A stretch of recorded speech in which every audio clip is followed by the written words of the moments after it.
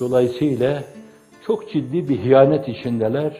Bir hareketi karalama adına bir yönüyle o hareketin içinde bulunan bir kıtmiri karalamak suretiyle genelde dine hizmet hareketini, milli mefkureye hizmet hareketini, geleneklerimizi dünyaya duyurma hareketini, dünyadan alacağımızı alma adına olan hareketi, dünyaya vereceğimiz şeyleri verme hareketini karalama adına, onun içinde bir yönüyle ilk defa göze batan bir insanı karalamak suretiyle, esasen hareketi karalama gibi bir hıyanet, bir denaat, bir şenaat, bir aşağılık kompleksi içindedirler.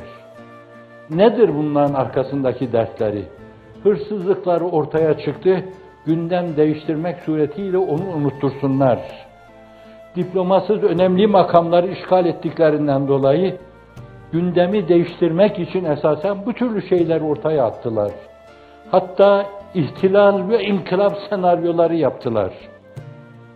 Belliydi, bütün dünya aynı zamanda meseleyi görüyor.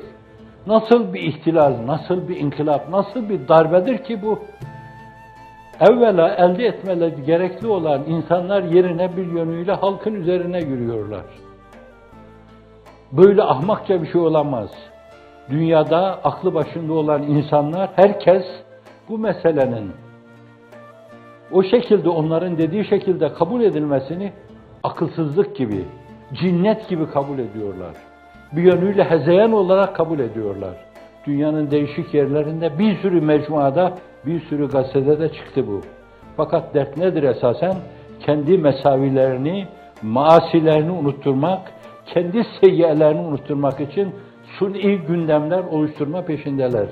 Biri yukarıdan emrediyor, diğerleri de o emrin kapı kulu mütemirleri.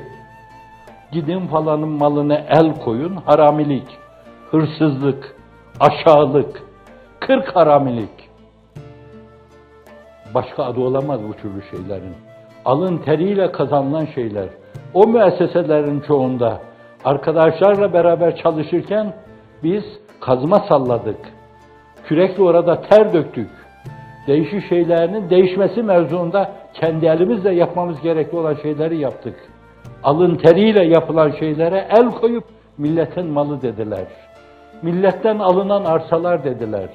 30 sene evvel alındığı zaman onlar vermediler o şeyleri. Onlar millet kendi gönlüyle verdi.